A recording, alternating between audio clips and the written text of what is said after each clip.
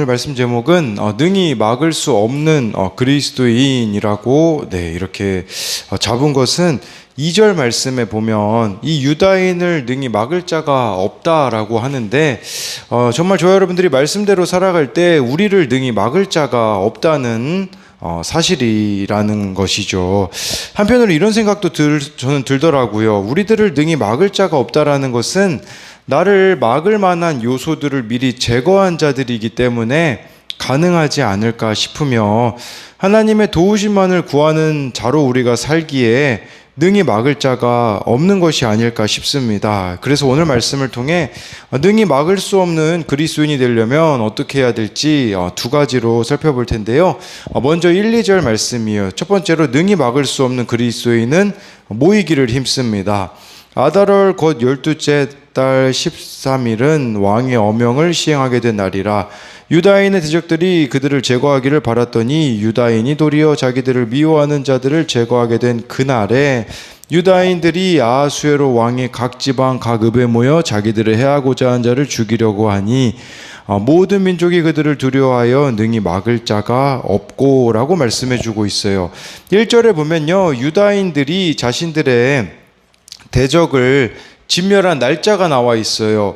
아하수에로 왕 12년 12월 13일이에요. 이게 역사적으로는 주전 473년 2월에서 3월경에 해당이 됩니다.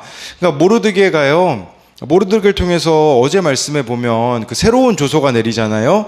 그 조서가 이제 반포된 지 9개월 정도 흘렀을 때라고 볼 수 있어요. 그러니까 에스더 8장과의 간격이 이 9장은 한 9개월 정도 된다, 이렇게 생각하시면 되는 거예요.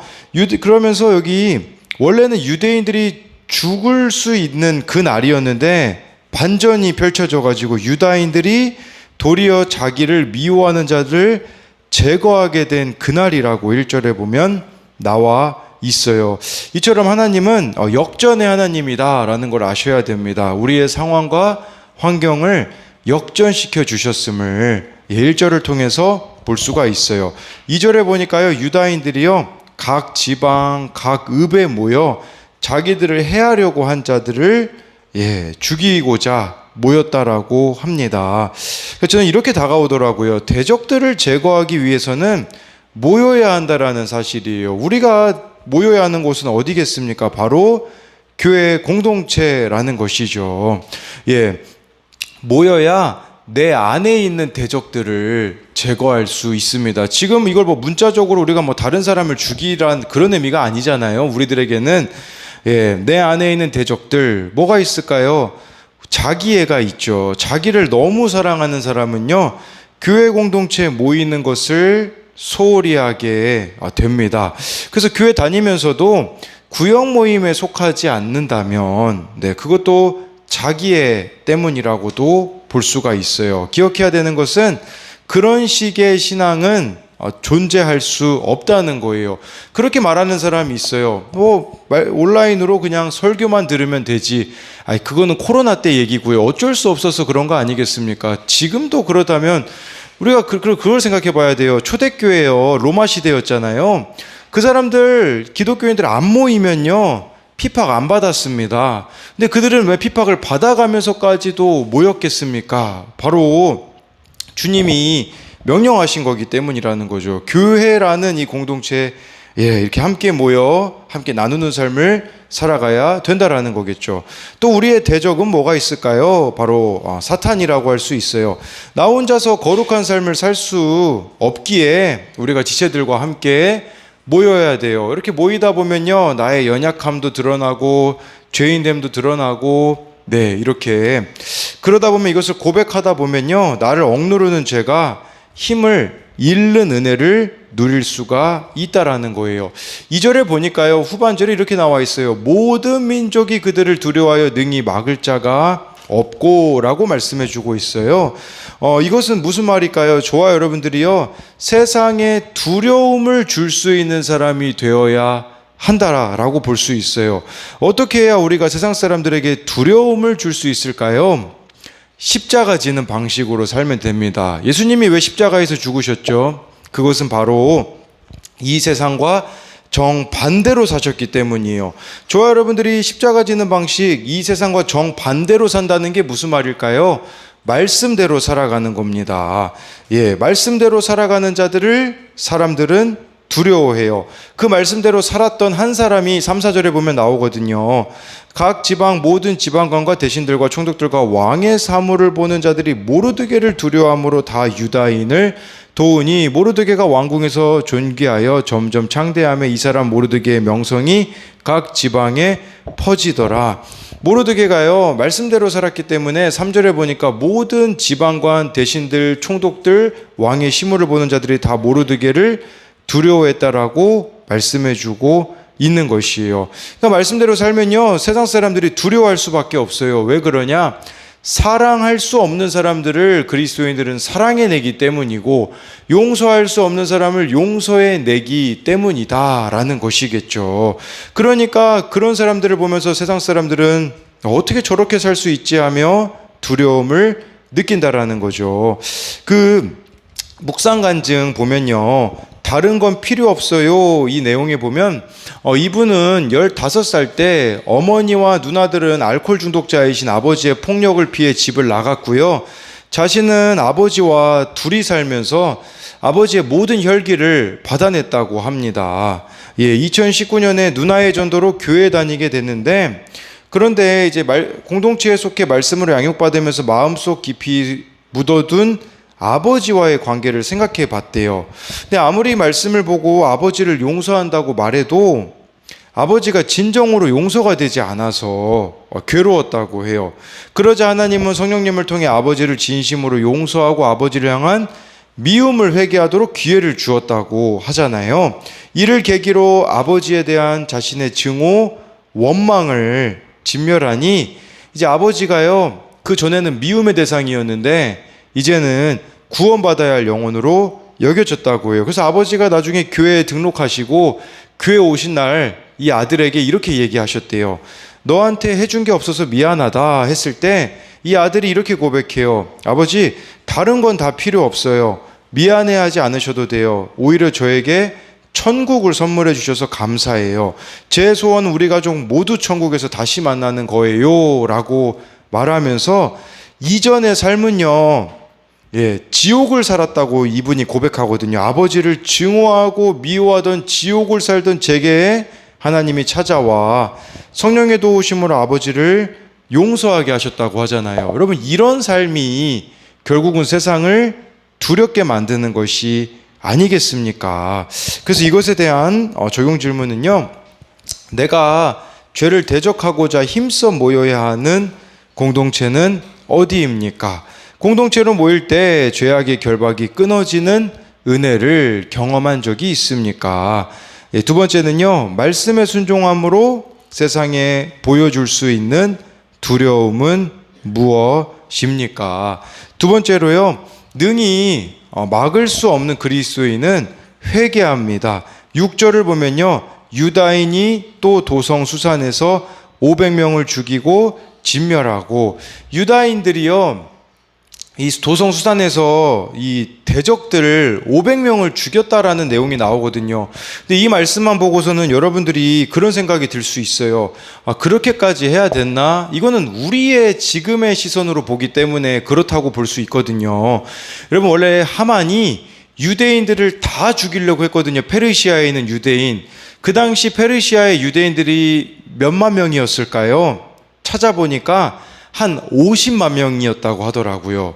여러분 원래 이날은 유대인들 50만 명이 죽을 수밖에 없었던 날이었었어요. 그런데 반대로 복수할 수 있는 기회가 있었었잖아요. 여러분 같으면 어떻게 했을까요? 이 50만을 죽이려고 했는데 유다인이 500명을 죽였다라는 것은요, 최소한의 복수를 했다라는 것으로 보시면 되는 거예요. 이것은 막 최대치로 내가 복수한 게 아니라 최소한으로 했다라고 볼 수가 있는 거겠죠. 예, 만약에 하만의 뜻대로 했다라면 페르시아는 피로 물들었을 거지만 그에 비해 대적들 500명을 유다인이 죽인 것은 바로 최소한의 복수라고 할 수 있는 거예요. 7절에서 10절에 보면 그때 죽인 하만의 10명의 아들들의 이름이 나와 있는데요. 예, 근데 여기서 우리가 주목해야 되는 거는 10절입니다. 곧 함므다다의 손자요 유다인의 대적 하만의 10아들을 죽였으나 그들의 재산에는 손을 대지 아니하였더라. 이 재산에 손대지 않았다라는 내용이 중요하다라는 거예요. 내일 큐티 본문인 15절이 있잖아요. 에스더 9장 15절에도 똑같은 내용이 나와요. 그들의 재산에는 손을 대지 않았다라고 나와 있어요. 그게 무슨 말이냐? 10절에는 하만의 그 재산 안 건드렸다라는 거거든요. 내일 나오는 15절은 유대인의 대적들의 재산을 손대지 않았다라는 거거든요. 이 손대지 않았다라는 게 왜 중요할까요? 이게 여러 가지 의미가 있는데 우선적으로 생각해 볼 수 있는 것은 유다인들이 이 대적들의 재물을 취하지 않음으로써 재물 때문에 이렇게 재물을 탐내서 대적들을 복수한 게 아니라는 것을 보여주는 의미가 있어요. 두 번째 의미는요, 조상들의 죄를 대신 회개했다라는 의미가 있는 거예요. 여러분 여기 보면 그 하만의 아들들이 쭉 나오잖아요. 하만은 아말렉 족속이잖아요. 예, 그리고 모르드게가 아까 나왔지만 모르드게는 바로 베냐민 지파 사울의 후손이었잖아요. 사무엘상에 하나님이 사울에게 아말렉을 진멸하라고 했는데 아말렉의 막 모든 좋은 짐승들 모든 걸 다 진멸하라고 했는데 사울이 그렇게 하지 않았기 때문에 지금 이 아말렉의 후손인 하만이 존재하고 하만의 아들들이 존재하잖아요. 이 재물을 취하지 않았다라는 것은 뭐냐면 과거에 우리의 조상인 사울의 불순종을 회개한다라는 뜻이에요. 내가 우리 조상인 이 사울이 불순종의 죄를 지었는데 내가 회개함으로써 이 죄를 끊어내겠다라는 거죠. 여러분 각 가족마다 보시면요, 죄가 되물림 되는 것들이 있어요. 뭐 예를 들어 음란죄가 있는 집안은 음란죄가 흘러가고요. 각자 집안마다 다 흘러오는 죄가 있거든요. 그런데 이 되물림되어 내려오는 죄의 목록들이 있는데 그것을 나의 대에는 끊어내야 된다는 의미가 될 수 있어요. 어떻게 끊어낼 수 있겠습니까? 내가 회개하는 거예요. 내가 대신 회개하는 거예요. 어제 주일 예배 때, 제 아내가 이제 회개 예물을 드렸거든요. 가족에게 있는 어떤 제약의 문제들을 나의 회개로 끊어내기를 원한다는 것이었어요. 여러분 이게 하만의 아들들의 재산에는 손을 대지 않는 겁니다. 저와 여러분들이 해야 되는 게 있어요. 그건 회개예요. 한번 여러분들의 집안을 보십시오. 계속해서 되물림되고 끊어지지 않는 죄악들이 있을 거예요. 취약한 부분들이 있을 겁니다. 그걸 저와 여러분들이 하나님 앞에 회개함으로 나아가야 된다라는 것이에요. 뭐 아버지가 이렇게 했기 때문에 할아버지가 이렇게 했기 때문에 당연하다가 안 통한다라는 거죠. 어제요 교회에서요 제 둘째 아들하고 조카 이 둘이서 사라졌거든요. 계속 교회를 다 뒤져봐도 없는 거예요. 근데 저희 어머니가 어디서 이 둘을 발견했냐면 집 5층에서 둘이 뭘 하고 있었냐, 핸드폰 게임을 하고 있었던 거예요. 그래서 제 둘째 아들이 6살밖에 안 되지만 형이랑 같이 핸드폰 게임을 했는데 그게 유혹이 되어서 그렇게 행동했던 거예요. 이 둘째 아들이 그렇게 했을 때, 물론 이번 주 이제 제 둘째 아들은 게임 금지긴 한데요. 중요한 것은 제 죄가 보이더라고요. 어떤 죄가 보였냐? 제가요, 어렸을 때 주일학교 예배를 드리고 나면 교회 아이들 데리고요, PC방을 가든지 오락실을 갔었거든요. 그 모습이 보이더라고요. 그러면서 그게 제가 회개가 되더라고요. 이게 지금 이 둘째 아들이 이렇게 저렇게 몰래 가서 게임하고 있는 저 모습이 내 모습이구나, 이런 생각이 들어서 어제 좀 회개하는 시간이 있었거든요. 그래도 제 아들과 조카가 저보다는 낫다는 생각이 좀 들더라고요. 저는 진짜 교회 예배 끝나면 우리 남자애들 데리고 PC방 또 이렇게 오락실 갔다가 그렇게 했던 생활들이 있었었는데, 이게 또 하나님이 나에게 회개의 기회를 주시는 거구나라는 생각이 들었어요. 뭘 이야기 드리고자 하는 거냐면요, 내가 부모라면 자녀의 모습을 통해서 회개해야 되는 나의 모습이 있을 수 있어요. 반대로 내가 자녀라면요, 부모의 모습을 통해서 회개해야 되는 나의 모습이 있을 수 있다라는 거예요.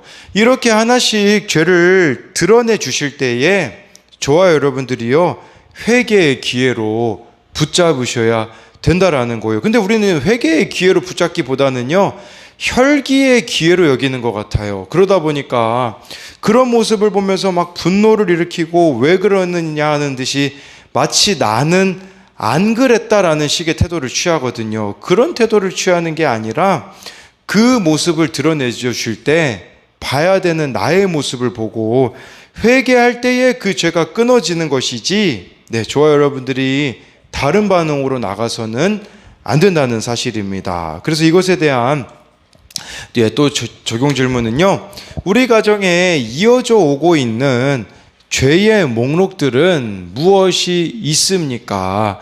나의 회개로 돌이킬 수 있음을 믿습니까? 두 번째는요, 나에게 회개하라고 하나님이 주신 사건이 있습니까? 우리에게 있는 어떤 사건들이요, 다 우연이 아니라 그 가운데 회개해야 될 부분이 있음을 보자라는 것입니다. 네, 제가 기도하고 마치도록 하겠습니다. 살아계신 하나님, 오늘 말씀에 참 유다인들이 원래는 죽임을 당해야 되는 날인데 하나님이 은혜를 베풀어 주셔서 도리어 대적들이 진멸하는 날로 삼으셨습니다. 하나님, 우리도 우리 안에 참 많은 대적들이 있습니다. 하나님을 거절하고 거부하려는 참 많은 대적들이 있는데 정말 우리들이 교회 공동체에 잘 속해 감으로써 죄가 끊어지는 은혜들이 우리들 가운데 있게 하여 주옵소서. 하나님, 그리고 이 모르드게를 하나님이 높여주신 것처럼 우리의 인생도 스스로 내가 높이려는 교만의 길을 걷는 게 아니라 하나님이 높여주시는 겸손의 길을 걸어가게 하여 주옵소서. 또한 하만이 재산이 얼마나 많았겠습니까? 하만의 아들들을 죽이고서는 재산을 유다인들이 취할 수 있었지만 정말 재산 취하는 거 모르드게 조서에 의하면 불법이 아니었습니다. 마땅히 취해도 되는 거였지만 유다인들이 취하지 않은 것은 불순종한 조상 사울의 죄를 되물림하지 않겠다라는 믿음의 고백입니다. 하나님, 우리도 죄를 되물림하지 않기 원합니다. 각 가정마다 흘러오는 죄의 되물림이 있는데 정말 나에 대해는 나의 회개함으로써 이 죄의 저주가 우리 가정에 끊어지는 역사가 일어나게 하여 주옵소서. 오늘 하루도 말씀대로 믿고 살고 누리는 우리 순복 아름다운 교회 성도님들이 되게 하여 주실 것을 믿으며 살아계신 예수님 이름으로 기도드립니다. 아멘.